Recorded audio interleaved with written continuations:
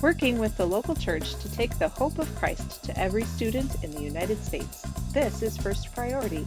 Now here are your hosts, Steve Cherico and Brad Skelling.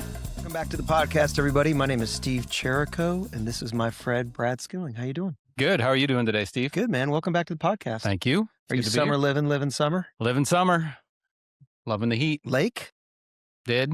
With family. Good? Yeah. You too? No, not so much lake, more beach. Yeah. That's okay. Yeah, it wasn't bad. Wasn't bad at all. Mm-hmm. How was your 4th? Good. 7 people in the house with 3 dogs. Nice. Yeah. I'm time stamping it. I'm just breaking every rule. So there you go. Let's just do it. Mm-hmm.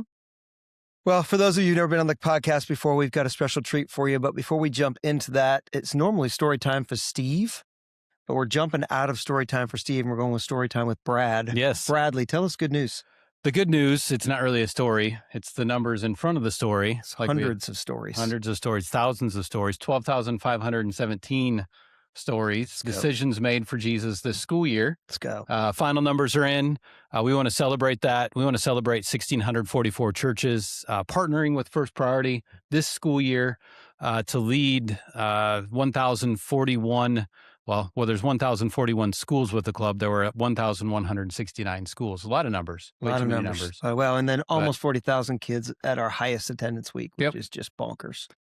It is. And yeah, we don't have a way to track individual students who come in and out of club every week. We know the same kids don't attend every week. Yeah. So we know that number, kids who walked into a club this year is way over 6 figures. Yeah. Right. Yep. But probably, who knows how high that goes. But yeah, just tracking what we can. And it was a great school year. Yes, it was. Speaking of great, I have a treat for you today. What is it? We have one of the greatest teams of all time on the podcast today. It's not candy? No. Oh. No, not today. Not Reese's Peanut Butter Cups. Sorry. Okay. Yeah. Another time. Another time? Another time. I was hoping for Stroop waffles, but I'll take a team. What team we got today? Stroop waffles. God help us. What? That's what I had on the 4th of July with my kids. I'm so sorry, Kansas City team. I'm so sorry that this is how we start the podcast, is with Stroop waffles. Good night. I feel like we just saw them. Welcome, Kansas City team. Welcome, Kansas City team. Hey, it's good to be with you guys.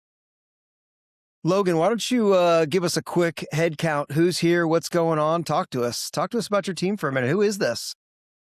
Sure. Happy to. I do agree with you guys. We have one of, if not the best team in all First Priority, but that's debatable. For me, I wouldn't want to do this thing with anybody else. God's, I really believe, assembled this group. So I'll start with Jenna. She's been here the longest. Let's be honest, all the rest of us are actually just trying to follow her lead half the time. And she's been such a important, valuable player in everything that's gone on in First Priority Kansas City the last 3 years. As area coordinator, she's not only area coordinator for Jackson County, but she's helping launch in Johnson County, a support layer to literally every single one of us, including myself. So, so thankful for her. Kristi and I, about a little over a year ago now, but within a month of each other, got hired around the same time. And she's in Cass County, which has like 10 schools, but she's also overseeing some of our South Jackson County schools. And then Avari Johnson is with us now. Been here for almost a full quarter, Avari, 3 months or so coming up. And we think we're going to keep her. She's been tremendous. She's taken on about 8 schools here upcoming. She's part-time. And then we have Marla Chrisman, who's not here right now. And she's in the Northland and doing an incredible job, loving and supporting the 10 schools that she's overseeing right now. So we're excited. Obviously, it's new school year is about to start, and chomping at the bit of the opportunity to just prepare ourselves and get ready for an awesome school year coming up. Great. Welcome, everybody. Thanks for joining us today on the podcast. Appreciate it. Yeah, for having us. Thanks for having us. Brad, jump in. Yeah, well, we're in the middle of a series talking about our core values, the personnel values, who we are. And again, wanted to have the Kansas City team on. I've had the privilege of being their regional manager for the past, well, at least a year. I don't know if it was even before that, but being a part of the level 10 meetings and just walking through some of the issues with them. So I also couldn't have thought a better team to come and talk about what does it mean to be a collaborative team builder because, yeah, we've got a phenomenal group of people here working through together. I'll read the statement in a minute. We are leaders who value people, teamwork, serving, equipping, and building teams that collaborate for the good of our youth, schools, and community. And when you talk about collaborative team builders, you talk about building essential networks, working with the churches in the community, pulling people together who wouldn't normally get pulled together in Kansas City. These people have done it, and it's been great to be a part of that, and they've exemplified this core value. So we won an award today. Congratulations, Kansas City team. Woo! Everybody got that. Yes. Man. Yes. Beautiful. So Love it. I want the candy. I guess I'll just open it up a little bit. A broad generalization. Teamwork makes the dream work. You guys are knocking it out of the park, bringing people together, bringing churches, like I said, school systems. Just tell us a little bit about the Kansas City story. What do you love about teamwork? I see you guys doing it on so many different levels. Just talk about what's happening over there. Yeah, I mean, I'll start, but maybe Jenna, you can follow on this part because, again, Jenna's been here the longest and she's kind of got to walk on a journey of multiple teams. So I think she can really speak into what's maybe unique or what distinguishes this particular team. But right now, I would just say the area of unity, all of us, I mean, even before I think maybe potentially even before our hires were solidified, that was already a topic of conversation. So I just say that unity is a high prize and a high value. So even though it isn't our value system, let's be honest, we don't have to value it. I just see it as a consistent choice that everybody on the team is making. So yes, as a leader, I want to exemplify that and do everything I can to lead in that. But I also recognize that it takes everybody committing to making that happen and loving it and protecting the unity that we know the Spirit will provide, but we have to do our part. And I just see everybody doing their part. So I think that's really helped make a really healthy, helpful culture. But again, Jenna, maybe you can speak towards some of the uniqueness of our current team. So for our audience, for those who have not been with us or you're new to the podcast, Jenna's been a longtime first prioriter. She was a part of a national conference when you were young, 12 or 14. Is that right? Pretty young. Mm-hmm. Yeah. And you've been around the inner workings of first priority on a national level and a local level. And then your family really helped us launch first priority locally. And then I'm going to guess, I think you've been a part of at least 3 staff teams locally there. And so I'd love to hear a little bit of perspective too, and just the growth that you've seen as each of those teams have transferred and you've been like, okay, this is a team that's actually operating in a place of unity. So hopefully that sets you up to where you were going. No, yeah, that's great. I think a lot of things come to mind when it comes to having like true unity as a team. And I think one thing that Logan's done a really good job of leading us in is making sure we all understand each other's strengths and weaknesses and making sure we can run in those things.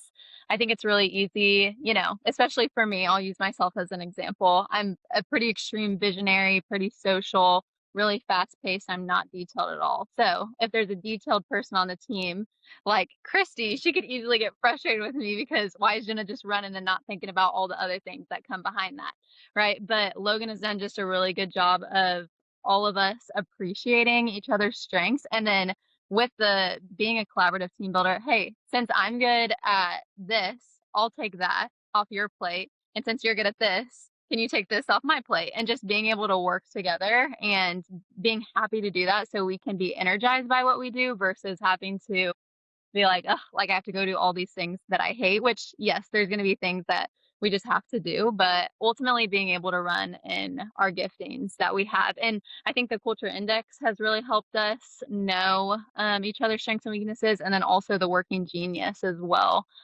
Just knowing those different personality traits that we have and even like spiritual gifts and stuff too. So that's been really good. And then I think too, having rhythms for caring for one another is really important.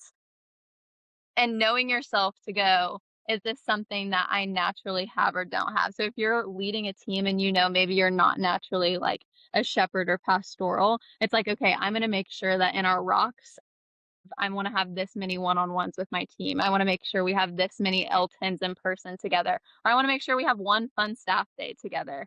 That type of stuff.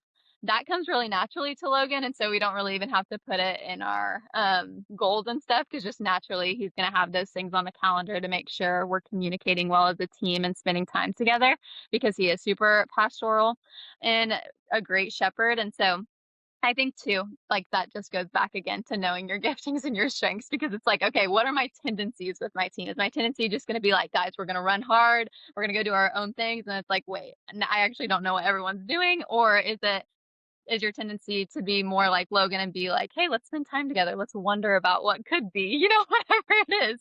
Mhm. So knowing that, and then putting people on your team who are different than you, so you can balance each other out. I love it. Well, and I think that caring, you're talking about caring. That's what the word that came to my mind when Logan was talking about as well. I mean, you care about each other. You want to get to know each other, and complement each other and your giftings and your strengths. And I see you doing that with your church leaders as well and your club leaders. And even the little things like mobilizer and organizer came out of that language came out of the Kansas City network, because you were caring about the people on your teams and saying, hey, this club coach isn't organized, or this one isn't mobilizing. And we see the need for both of those things. So not only are you doing that on your team, you're doing that in your clubs.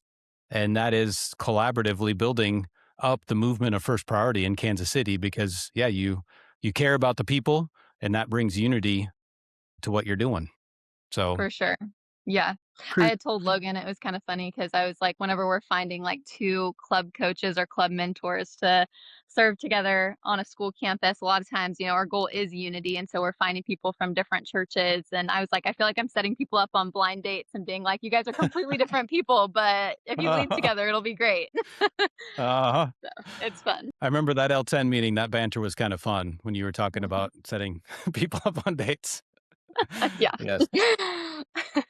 Would like to say that 2 of our club coaches did just get married, so it is what it is. So Wow. we're doing Good what we job, can Jenna. out here in Kansas City. Wow. Kristi, let's pick on a little bit your skill set a little bit. So you run into moments where in the world of teamwork, challenges come up. Things don't go the way that you want them to. Communication isn't making its way up or down the way you want it to. How do you feel like this team handles that? What are some tools that you guys use? I think we handle that actually really, really well. I've been on teams where things were not handled well. So this is a breath of fresh air that the way that our team handles things. If everything is not going perfectly, which if you're hosting an event like we hosted our end of the year celebration, everything is not going to go perfect. You just have to have that mindset going into the event and knowing that it's not going to go perfect. Things are going to fall through. It's okay. If your keys player is going to cancel last minute, and it's going to be okay. Your bass player's not going to show up, and that's going to be okay. You just have to know and have that mindset going in, and your team as a whole has to have that mindset going in. Things are going to fall through the cracks, but we are going to evaluate afterwards and build for the next time and go from there. And our team does a really good job about communicating with each other always. I feel like we have a text thread with us, with all 5 of us, and we're always texting each other, checking in on each other. What I think is really unique about our team is we actually truly care about each other's lives. We want to know what's going on in each other's lives. We don't want we're actually friends. We want to be friends with each other. So I feel like that's an amazing thing, which I absolutely love. But you're kind of leading into one of the questions that I sent out earlier. What are you currently learning, and about working well with others? And some of that is you're learning through struggle, right? Your piano player cancels and things happen like that. But what else are you learning about teamwork and bringing things together? For me, I would say, you guys have been helpful with bringing out the, I think it was the 5 dysfunctions? It's overcoming the 5 dysfunctions of a team. And building trust is at, that bottom level. It's the foundation on which you're going to build everything. And again, I think if you take that for granted, as the leader, I'm always poking at yeah, but do you trust me? Do I trust you? If that's not there, you just find you'll waste so much time going around things, or you won't have the hard conversation. But I've just found if you go through that and not around it, and in the tension, potentially in the tension, you go, wait a minute, maybe I can trust you. Or maybe you really do just care about me. And it's just like that takes time. It takes experiences to go through some things. And now we're a year in, and I I mean, not that we were in a bad place at all last year, but I feel way different about the integrity of the core, the strand of connection that we now all have with each other. And I hope that just continues to get stronger and build, because inevitably more tension's coming. This thing's going to grow bigger, and we're going to need the demand, put more weight on that chord's got to be even stronger. So again, it's never like you arrive, but the trust factor, I'm off. I feel like I want to be in a life study of what does that look like? How do I do that better? How do I model trust? And if I just think we feel that from each other, and you're like, okay, that's where it all starts. And then you want to go up that pyramid to be a more functional team. So trust is foundational still. Yeah. Avery, you're newest to the team, I think, or closest to newest to the team. Talk to us a little bit about inserting yourself into a team that is operating on a pretty healthy level and finding moments of trying to get to your stride where you can catch up with them on that healthy level. Because I'm sure there were moments of banter where they were bantering and you were like, am I catching up with this? Do I participate in this yet? How does that work? So talk a little bit about your work in the last 90 days and trying to become part of that team. Yeah, luckily, I feel like I knew the team pretty well before coming on staff through being a club coach, and Jenna is my best friend. And so, a lot of that banter, I feel like came pretty naturally whenever I came on the team, but it has been really cool to just step into a space that's already healthy. A lot of the time coming into a new team, like Kristi said, you can kind of think, oh, my last team was great at this. Why isn't this team doing that? But I haven't had much of that. It's just been a really smooth kind of transition. But one thing I really love is just how well they do prioritize having fun together. I feel like that's what made it so easy to enter the team and find a good rhythm, is just that we took the time to build that trust through just like building relationship and getting to know each other deeper than a work relationship, but just being able to pray for each other about, personal things. And I saw pretty quickly that even in our text string, people are just talking about, oh, I need this tomorrow for work, but they're saying, hey, like this happened in my neighborhood. Can you guys pray for me? And so that kind of relationship, I just saw, wow, this is really cool. And I'm excited to have a team that really cares about my well being versus just my performance. As we begin to land this plane and end our conversation about, collaborative team building, what's one piece of advice you would give to a team that might be struggling with trusting each other, building their team unity, caring for each other, all the topics that we've covered here? What's one piece of advice maybe each of you would give to them in that situation? I don't mind going first. Avery just she said a key word that I think is important. She mentioned that she didn't feel like it was her performance that was the highest priority. And don't get me wrong, this is a job, we all have something to do, and our performance matters. But I think, I'm just a firm believer that the culture in the kingdom of heaven, that you by yourself, without doing anything, have intrinsic value. And I've been in a lot of church cultures where I worked at, and I without a shadow of a doubt, I know if you would have asked everybody, why are you valuable here? Most people, if they're honest, would have to say, well, it's because I perform this, or I do this. Pastors constantly feeling like it's because I preach good sermons, and if I don't, people might be out of here. So we're judged and feeling conditioned based off our performance. And so when we get to just care about each other above and before performance, yeah, not to say that that's not important at all, but it's just what matters the most. I think if you start there, just care about the person in front of you, honestly believe and walk with the conviction that not only does God love them just by themselves before they've done anything, but you can do that too. But then everybody has a level of freedom, and where the Spirit of the Lord is, there's freedom. I have freedom to now go and my doing is going to come out of my being. And so when people feel freedom in their work culture to be first and just to be myself, I can be a mess, I can show up and have struggles, I can talk to my people. They're going to care about that. Now let's go execute. And the rhythms that we've been given, especially L10, provide the opportunity for like accountability and things to be there. So I think we get to provide whatever culture we want every single day. And so if everybody comes with that kind of mindset, I think it can change your team culture, change the coach culture, the student leaders, potentially change a city. So I think those things are important. That's right. That's right. It's a good word.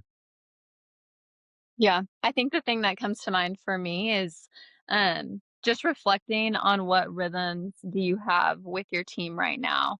Because even for us, like I said, we have our one-on-ones and then we have our weekly staff meetings, but also before this call, we had a staff prayer call and we try to do that once a month. And so just those things that are going to bring people together and be able to carry one another's burdens, and ultimately, like what's happening in my area, the struggles that I'm having, Kristi's probably experiencing those things too. And so if we're consistently communicating those things, we're not going to feel isolated and alone. I think, whenever we all come together for whether it's a line conference or our annual planning, everyone's like, oh my goodness, it's so great to all be together, because really when you're out on the field or out in the schools, like it can feel alone because, this is Mm-hmm. my area, my volunteers, my people, but who else is doing this too? And so, whether it's your team, so for us, the Kansas City team, or it's like, you know what, I'm going to call somebody in another area because I know they're doing the same thing as me. It's like, what rhythms do you have to be able to do that? Because I mean, I was on staff for a little bit and I was the only staff member. And so I get Mm-hmm. what that is like to be alone in an area, but I still felt so supported because I knew there was a bunch of other people doing this nationally and I could give them a call for encouragement, for prayer, or even just advice on, hey, like this is something that's going on in one of my schools. Like, how do you handle this? And usually Mm-hmm. there was always somebody who had experienced that same thing before. And so being able to rely on the people both locally and nationally that we have that have been doing this is really important. Yeah, I forgot about that. You had gotten on Justin in the Cincinnati's level 10 meeting every week just to have that support in some of those moments. That was pretty cool. Yeah. Yeah. Cool. Anybody else? I was just going to say, I think that prioritizing that genuine friendship and asking intentional questions is huge, because it's really easy to just go throughout the flow of things and talk about work. If that's, what you're used to. But I think asking those deeper questions, like even asking, how did you come to know the Lord? Are you close with your family? Just those basic questions are really important to really get to know the person on a deeper level, and where they came from. And it helps you be a better team even too as you're going and doing your mission work, because then you understand and you're able to just give more grace too for certain areas. It's easier to get frustrated with someone whenever you don't know their story. And so I think knowing your other teammates' stories is huge. That's right. That's right. Thank you. Oh, so good. I would say the most important part would be communication and vulnerability. Um, Communication cannot always be easy for some people. So just I would say over communicating is way better than under communicating. So just Mm-hmm. over communicating always all of the things that are going on. And you're like, okay, I'm struggling with this right now, or I'm struggling with this right now. I texted Jenna last year and was like, I cannot do this anymore. I'm done with the detail work. She's like, I'll be at your house in 10 minutes. And she showed up at my house and helped me finish the detail work that I was Nice. struggling with, that I had been doing for like 6 hours. So just being vulnerable with your team and just telling them where you are and just communicating makes all the difference in the world, even though sometimes it's not easy. But being able to do that also just brings so much unity to your team. That's right. That's right. Well, and yeah, you're not alone. To the person listening out there, we started with the numbers, 1,169 clubs around the country. That means if you're an adult volunteer in a school, there are several thousand of you out there somewhere in the country, and with lots of people you can reach out to. You don't know all their numbers, their phone numbers, right? But we know people who do. So reach out to us. reach out to the Kansas City team, Steve or myself. We'd love to connect you with somebody who's probably going through the same thing you are, right? You're dealing with details for 6 hours and you don't want to anymore. Call one of us. We're here to help and walk through all that, right? That's part of the beauty of First Priority, the movement around America that, yeah, we're better together for sure. And it's incredible the layers that have, I mean, you talk about over 100 staff. So, Kristi, you hit it on the nose, right? There's somebody that's walking through the same thing that you can be able to pick up the phone and say, there's got to be a better way to do this. Walk me off this ledge because I'm over it, right? And that's true tenfold inside this staff group, right? And then you start to layer that out towards sponsors and coaches and mentors and just the list of things. It makes the team thing, and we just said it, collaborative team building, right? It makes the team thing fun. That's right. Because you are not by yourself no matter what moment you're facing in this thing, which is good. And it is a reversal of what you think. I know we're a little bit off teams here, but Kevin Cobb, I think, is the one who talked about it. I always refer back to his thing where we link arms with each other from around the country. If you're a director, link arms with more directors. If you're a coordinator, link arms with more coordinators. And by calling somebody else, you're actually empowering them. A lot of times we feel like we're heaping burdens on them by doing it. But if I call you and say, hey, will you help me?